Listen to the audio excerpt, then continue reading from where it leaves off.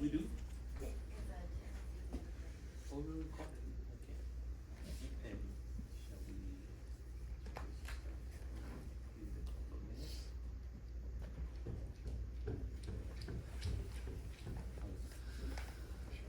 Hello. Hello. Hello. That is very nice. 1, 2, 3. 1, 2, 3, check. Okay, let's just get to it. So, it's my great pleasure to introduce Timothy Pantoja. And this is not just because Timothy is the Mellon Fellow of the Humanities at Stanford. My pleasure is not also just because he's lecturer in the Department of African American Studies, or indeed because prior to coming to Stanford, he was a Medical Humanities Fellow at New York University. My pleasure goes beyond that. It goes beyond the fact that his research explores how Black and Caribbean literature and art generate participation as a mode of reflection. Indeed, his current book, pieces of which I've heard him speak on, and which I'm assuming he's going to speak on today, is a source of great delight and pleasure. The book project, which is provisionally titled Scenes of Reflection, Compelling Insinuations, Empathy, and Absorption, analyzes portrayals of reflection in Black modernist art and literature, alongside the aesthetic evolutions of empathy as a mode of perception. He deploys writers such as Henry Tanner, Zora Neale Hurston, Richard Bruce Nugent, and Claude McKay, and shows how their engagement with aesthetic theories on empathy helped to show, that his engagement with aesthetic theories and empathy helps to show that reflection is an act of relation and participation. My pleasure is not even because he holds a Master of Divinity, in which he began exploring the theological undertow within 19th and 20th century art. My pleasure is because Timothy is one of the humblest and yet most intelligent people I have had the joy and delight to interact with over the past several years. Ladies and gentlemen, I'm very pleased to introduce you to Timothy Pantoja.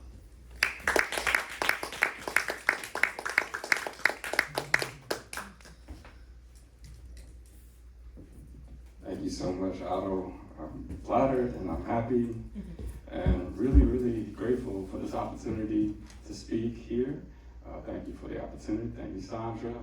And thank you all for those of you who came, those of you who I know. It's good to see familiar, friendly faces. Those who I don't know, I'm just happy to see you anyway. And so I was told to have fun. And so I'm going to try my best to have some fun today. This talk is part of my book project, and it's a chapter that primarily focuses on Henry Tanner and Paul Laurence Dunbar, primarily because, as Otto presented in the introduction, they portrayed poetry and paintings of reflection. But both Henry Tanner and Paul Laurence Dunbar, at the time that they were living and making their art, were incredibly burdened by demands of representation. They were representative men. In fact, Paul Laurence Dunbar in 1903 wrote about Henry Tanner in an essay entitled Representative of American Negroes, where he said Tanner is a poet with the brush. And so this demand on representation has in a way overshadowed their portrayals of reflection. And this talk is one where I look at how both of them portrayed the banjo, not just as an instrument of performance, but as an instrument of reflection. This talk also allows me to put them in conversation in my book project's attempt and delightful attempt to see what kind of conversations and hums and rubs emerge when two artists are placed together. So my interdisciplinary approach is dependent upon artists who are engaging each other's artworks and mediums and what conversations can emerge from there. So let me begin.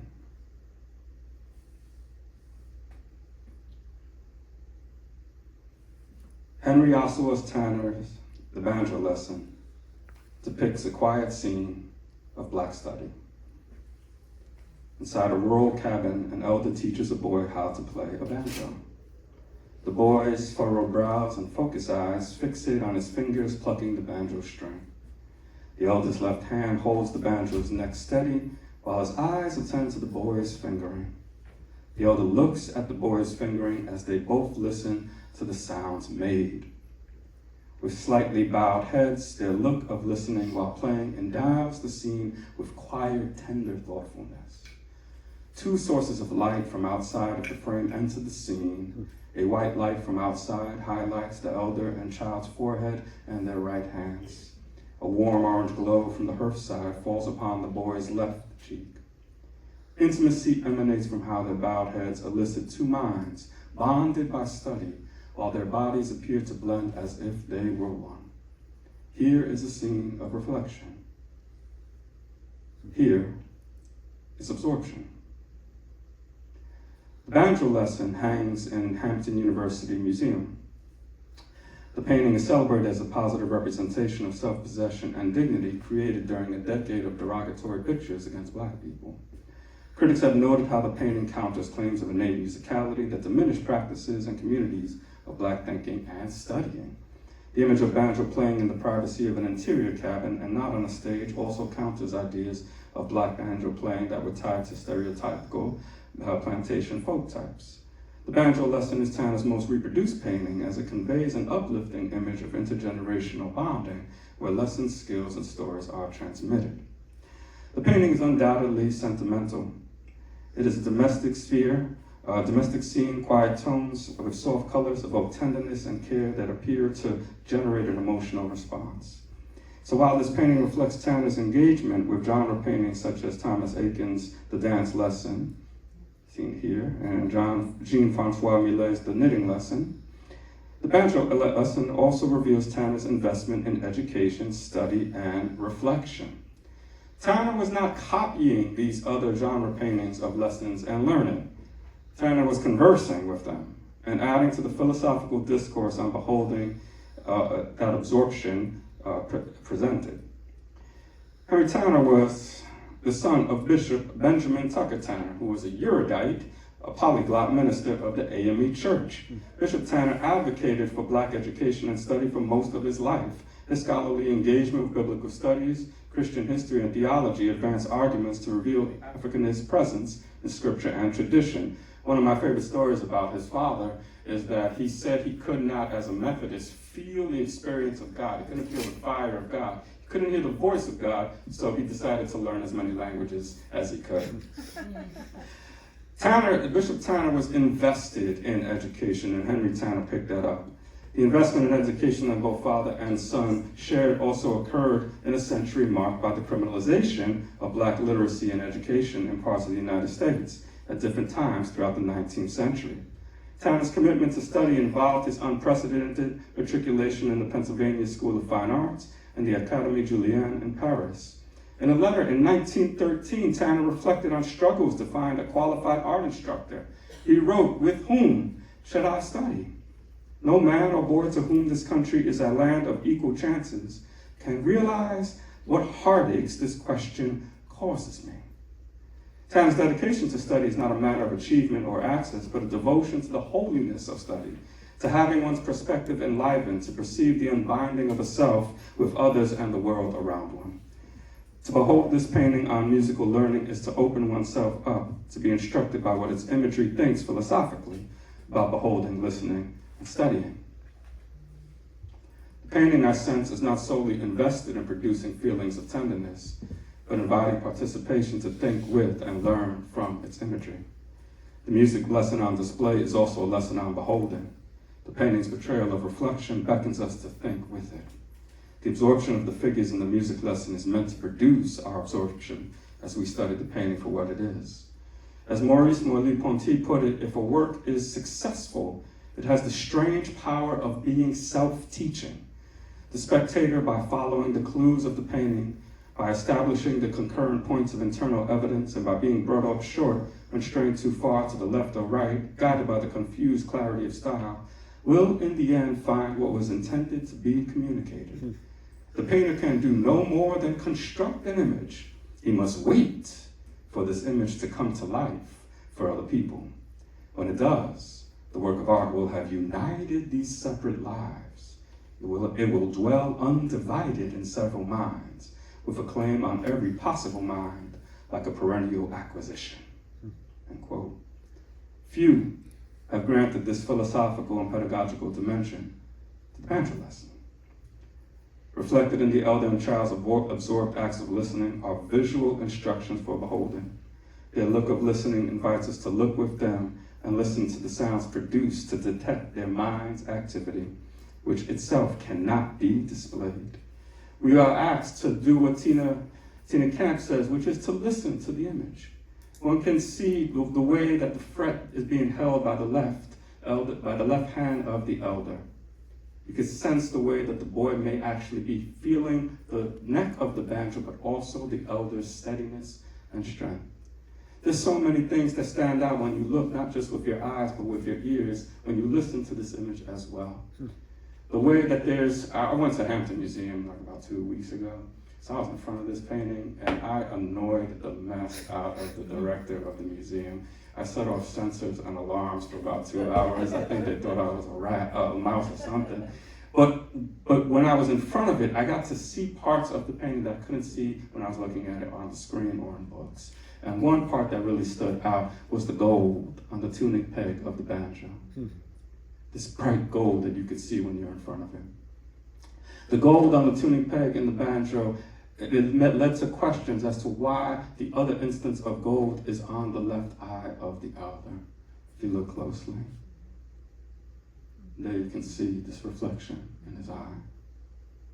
But why does Tanner put them almost on the same horizontal plane?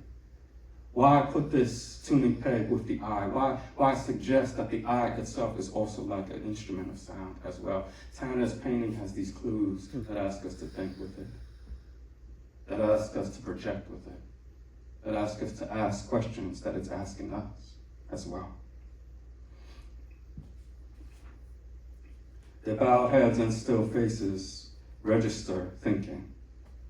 And it's this part of the banjo lesson that I am most interested in at this talk. As much as I want to talk about the doubleness of the painting or the way the brush strokes kind of produce a kinetic energy, what I'm most astounded by is the absorption. The ways that their faces register this appearance of looking so fixated on the lesson that they no longer seem aware of the possibility of being beheld. Absorption is a term in the realm of art history and theory that is tied to Michael Fried.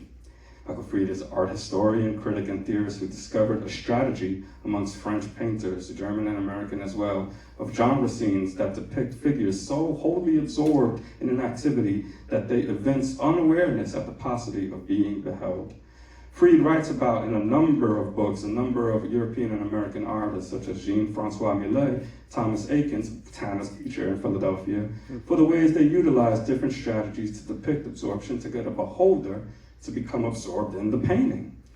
Fried engaged 18th century philosopher Denis Diderot's idea on absorption as an ideal, where Diderot says that a painting had to arrest and address and absorb a beholder as if spellbound and unable to move. Diderot puts it this way, and this is the ideal of absorption, not just that you see it, but that you become it. One forgets oneself in front of this work. That is the strongest magic of art. One is no longer at a salon or in a studio, but in a church beneath a vault. I don't really have time to get into this wonderful painting by James Weldon Johnson called Before a Painting, but it shows that James Weldon Johnson was also aware of this ideal of absorption that was magic when standing before it. I could read it pretty quickly, and forgive me, but it is really a great painting. But here Johnson says, "I knew not who had wrought with skill so fine what I beheld. nor by what laws of art he had created life and love and heart on canvas from mere color, curve, and line. Silent I stood and made no move or sign, not with the crowd, but reverently apart, nor felt the power my rooted limbs to start, but mutely gazed upon that face divine. And over me the sense of beauty fell, as music over a raptured listener, to the deep-voiced organ breathing out a hymn, or as one who kneels, his beads to tell, there falls the aureate glory filtered through the windows in some old cathedral dim. Johnson is portraying in this poem the experience of being so absorbed in a painting. This was the goal. But what Freed points out was that there was this lineage of painters who were not just trying to produce this effect, but who had a certain strategy on how to produce this effect. And that strategy involved portraying individuals who, again, appeared absorbed. What Freed pointed out was that if individuals, such as in this case with the knitting lesson, appeared so fixated in the lesson that they no longer give off an awareness that someone can look at them, this trick, this move might make a viewer look at the painting and say, what is going on? However, if, Freed was saying, the people who posed gave off consciousness that they were being looked at, the magic would break. And this image would no longer grip one.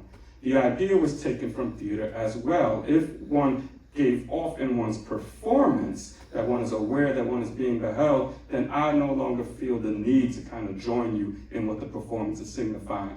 To portray absorption effectively would allow a viewer and a beholder to forget themselves because they see the figures, they see the way the figures have forgotten themselves in the image. Y'all with me so far? Sorry for the y'all with me bit. All right. Amen to that. All right.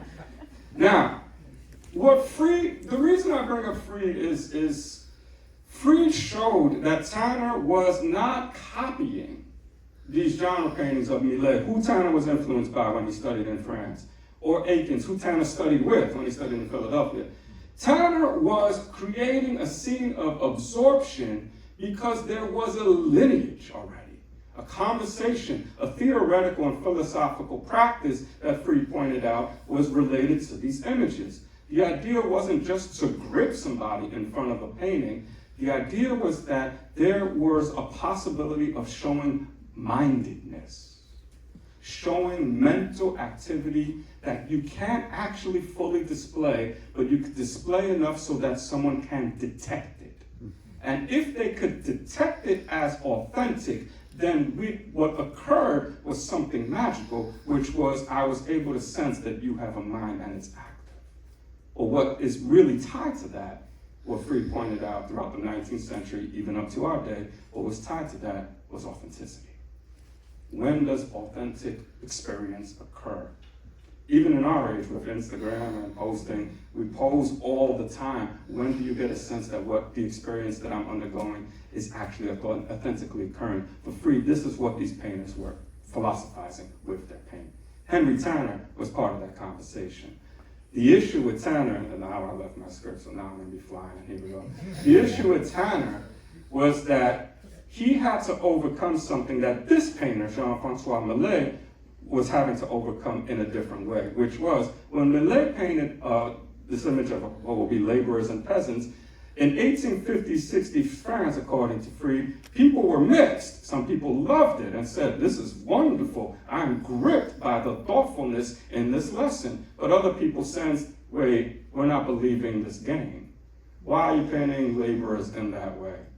And so a social message became perceived that undercut what would be the appearance of absorption, because the social message now said that these figures were meant to be displayed before a public. It became, in Freed's words, theatrical.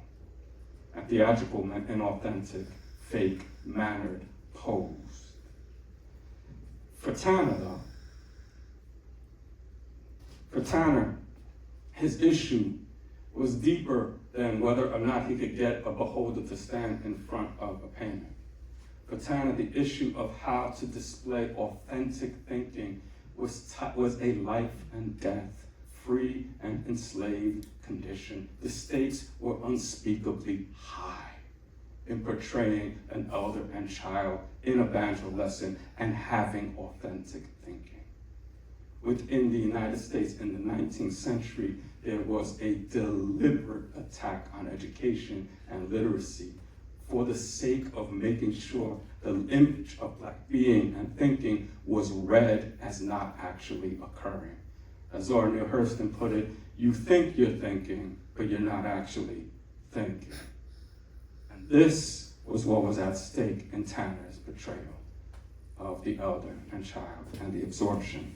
So for Tanner to be able to portray a scene of learning where the absorption appears authentic, that was a monumental and historical achievement. And it was one that he used, I will argue, he used a very innovative strategy to do so. I want to just kind of get to the stakes. Sarah Lewis, in a recent book, The Unseen Truth, wrote that what emerged between the 19th century through the segregationist age were tactics from silencing to conditioning sight required to see around the instability of the foundations that justified racial hierarchy in the United States. It is this transformation of vision that let obvious fictions remain at the basis of a racial project and settle into a kind of truth. And Lewis continues that this project reframed vision, never purely a retinal act, into a reading exercise, a visual search for narratives to legitimate a social stratigraphy at risk of collapse. So at the time that Freed notes Diderot was saying there's a technique of absorption, that was also the middle of the 18th century when aesthetics became a discourse. Philosophizing, aesthetics became a discourse that regulated who counts as human based on what would be a perceived capacity to reflect upon one's sensations, impressions, and perceptions. This was how the human became categorized and its reliance upon aesthetics. Again, the stakes for Tanner were incredibly high. In the American context, Thomas Jefferson puts it succinctly in Notes on the States of Virginia, 1785, where he says, their griefs, describing African Americans, their griefs are transient. Those numberless afflictions which render it doubtful whether heaven has given life to us in mercy or in wrath are less felt and sooner forgotten with them. In general, their existence appears to participate more of sensation than reflection. Jefferson wrote these ideas and wrote these claims and wrote these derogatory remarks as a way to argue against the possibility that if freed, would we include Blacks within the nation? And Jefferson was saying we really shouldn't, here's why. And what was his basis? Reflection. So, one of the things that I want to do is, in my chapter, is show the innovative way that Tanner got around the issue of theatricality and absorption. But one of the ways is found in the way he created the banjo lesson. Banjo lesson was created in 1893 after the World Columbian Fair, where he possibly met Laurence Dunbar. Frederick Douglass was there, a few others as well. That fair was an honor for 400 years anniversary of Christopher Columbus, and it was a celebration of white civilization and achievement. And in that fair, African Americans were not allowed to participate in the programming or the presentations. So for Tanner, he became very convinced that he needs to do something in terms of portraying what would be a positive image, but a thoughtful image as well. But Tanner also needed money, as one does. And so he was hired for Harper's Young People, where he made a few illustrations before on a story called Uncle Tim's Compromise on Christmas. This was the basis by which he then developed the banjo lesson. This story that Tanner had to make an illustration from was written by Ruth McHenry Stewart, a Southern writer, and the story is about an elder and child named Tim on Christmas time, as there is a banjo that hangs on the wall lit by the moonlight, and the elder is distressed because he doesn't know what he will bequeath to Tim, but then he realizes, I need to bequeath this banjo. The situation is that the story describes the elder praising his prized possession because it was white. I'm not going to read the dialect, But here's the parts where the grandfather's saying, I know what I say she was born white. She descended from white folks. And he took book lessons on how to play it, and she played by note music in her deck. So the story is saying or portraying this banjo as white because it has book lessons on how to strum and learn it, but also because of its manufacture. At this time in the 1890s, there was already decades-long creation and manufacturing of the banjo by white people to, in a way, kind of spread it because of its popularity from their fixation on shows. And let me see. Their banjo manuals were published in 1855, as Professor Matthew Morrison, one of our own, wrote about. Thomas Briggs published a banjo manual in 1855, and there were others as well as 1865, Frank Converse as well, and even by 1875, more manuals were shown on how to play the banjo, how to strum it in a particular way. But these ways of playing and strumming, they were ambiguously still tied to black ways of playing. However, as Laurent Dubois notes in his history of the banjo by the time of 1890 was being detached from its African roots. It was in a way being detached from blackness. It was sought to be elevated into a white instrument that can play sophisticated music, but can also be portrayed in a sophisticated manner. So by the time that Tanner painted the banjo lesson and Dunbar wrote the voice of the banjo itself was not necessarily viewed as an African instrument. In fact, it was viewed under a process of, quote, elevation and amelioration. The story is showing that. The prized possession was simply because it was descended from white folks and there were manual books, and this is how one learns to play the banjo. What Henry Tanner does is, this is an instance where there is a legible discourse on the banjo, and what Tanner does with his painting is he reads this story and manages to detach this legible image of the banjo to reveal what's visible and what has been forgotten about what makes it so special. So the banjo lesson is actually not just an expression of Tanner's art, but an expression of his reading. So here's the scene where he takes from, a scene where, holding the banjo steady, he would invite little Tim to try his hands at picking the strings. And one can see, here's the illustration, one can see how Tanner takes a photograph as part of the method he learned from Thomas Aikens, and then from the photograph he makes the illustration. And then from the illustration, disappears.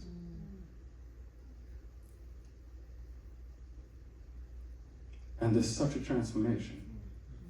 And the transformation isn't color. The transformation isn't more bold brushstrokes.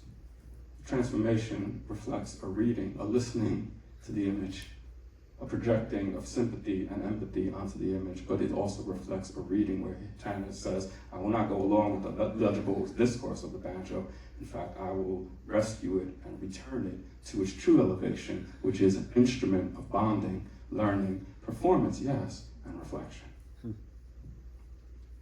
Now, I argue that Tanner made this as a basis of reading, but what makes me really love this painting so much is the way that the painting is an image of literacy without the book. One of the things that the manuals talk about is a different way of strumming, and it appears like from top down, and it appears that the boy learned a particular way of strumming. But if you look at his hands, yes, he is strumming, but the image of his fingers look as if they could be turning a page. Their faces looking downwards, yes, they're looking at strings, but the ways that their heads are bowed, it's as if they could also be reading. He may be tapping his foot or his heel to kind of keep the rhythm. He may be being reprimanded that he's off beat at the moment. But this image of his foot and his toes being upright presents those moments where you physically have to give yourself to learning. Here, 1911, Tanner paints Christ learning to read. And if you notice the shape is similar. The diagonal of the child to the parent is similar. If you notice, there's once again a touching of what's being learned. And my favorite part, the foot. Here, the foot is elevated. The banjo lesson is a scene of literacy without the book. Why? Tanner's formal innovation and improvisation was of a genre of painted readers.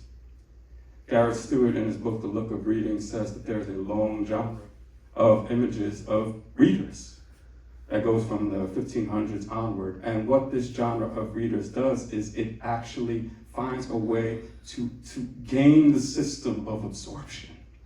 Why? Because with the genre of painted readers, when you see, and this is a long history of genre readers, and we even have one up there. It's back there just in case you didn't know that this painting was here. So, all right, by Dr. Fahamu Eku, My Ancestors' Wildest Dreams. But if we look at it, it is one of these classic genre paintings of readers, which is, here we are, here she appears absorbed in reading Toni Morrison's Bluest Eye. We see the cover of it, we see her eyes fixated, once again, looking downward, as it were. And as we're looking at her as she's absorbed, the reason why this does not give off a sense of a pose, even if someone did actually pose reading this book, even if there was a person sitting, reading Toni Morrison's The Bluest Eye, knowingly, fully aware that she is being painted, nonetheless, the experience of reading is enough that she might actually still be transported. And knowing Morrison, she really probably did get transported.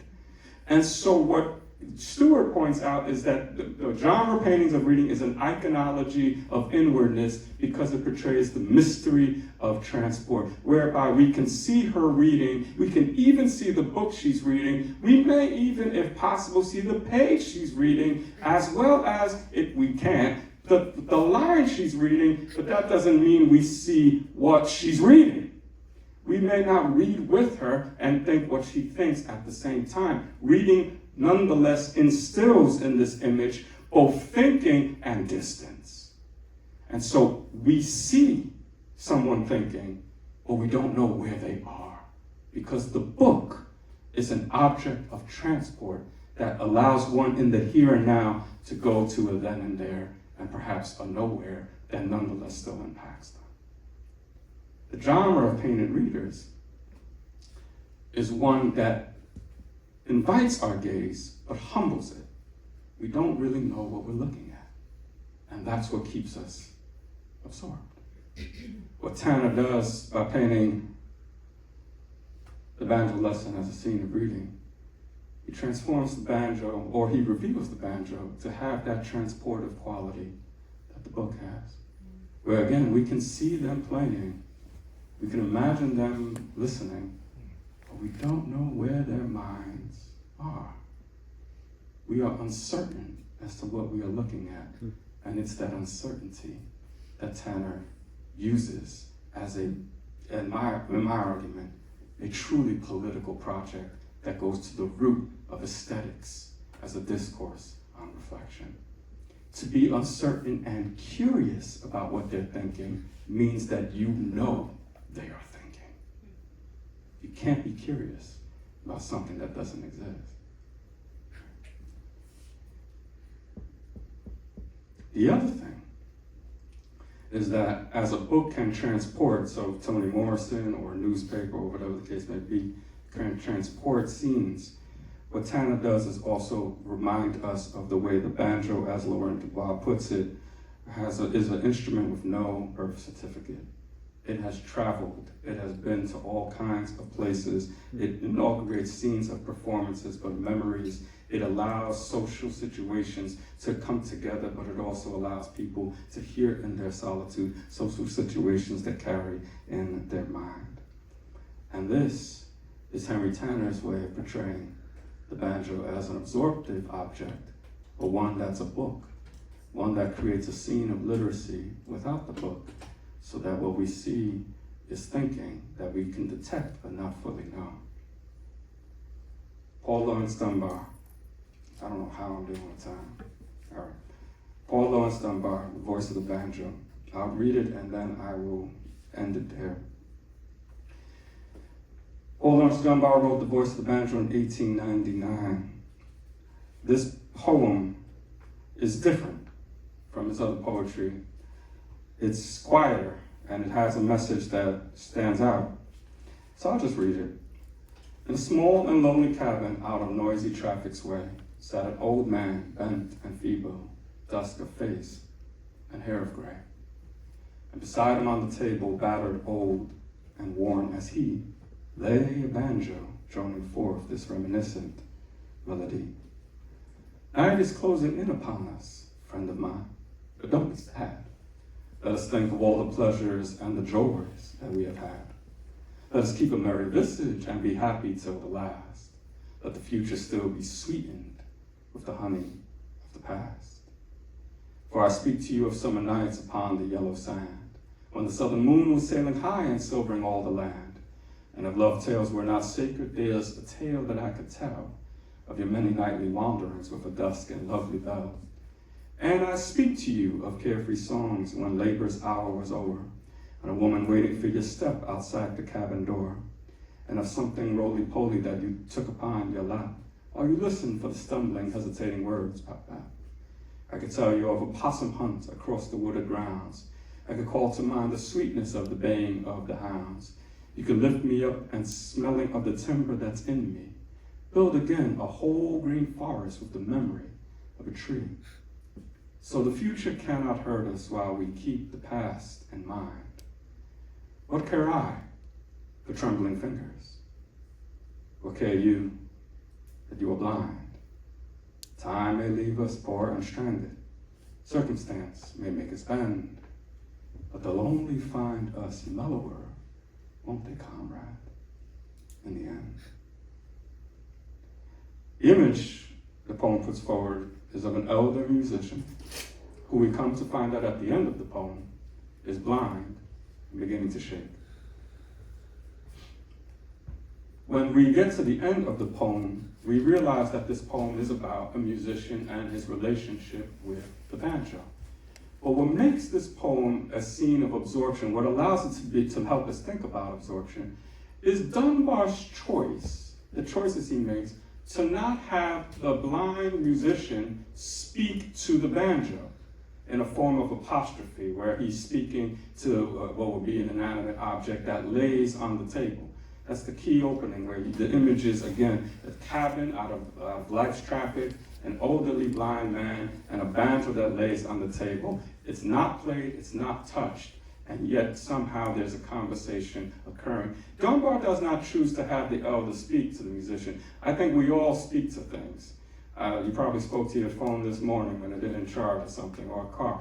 That's normal. But the idea that you are hearing it speak to you, this is before AI, the idea that you're hearing it speak to you, this is a choice Dunbar's making. Where what he's doing is he's using prosopopia, which was a trope typically used for reading, to once again recast the banjo in a talking book stance. Where now, once as Tanner did, Dunbar is also reframing the banjo as a book. And this idea that this blind elder with shaking fingers, trembling fingers, hears what would be a banjo laying on the table speak to him, the very scene itself is one of listening to reading or imagining reading as well. The image we hear as this banjo is speaking to the man and comforting him is one where you can envision him listening in silence. A scholar pointed out that this poem reflects what would be the loss of a certain culture, a certain way of living, and what would be the kind of passing away or into modernity that the banjo is meant to typify, or be a dialect voice in other poems, and we're not hearing that dialect voice, and the musician's meant to be a certain kind of figure, a plantation figure, a folk figure, and he's now moving on and he's silent. I hear that reading, I think it's interesting, but what strikes me as just as interesting is not that a musician is silenced by what would be the changing of time, but that he's silent because he's listening. And again, here is envisioned another scene of absorption, where if we're looking at it, or what we would just simply see is an old man blind with an unsounded, untouched, unhumming banjo on the table, and yet what we would see is what would be nothing. But what Dunbar's asking us to envision is this deep moment of listening and thinking and reflecting, where the banjo is telling the old man, you will die. You will be also laid out like I am on this table. You will be untouched.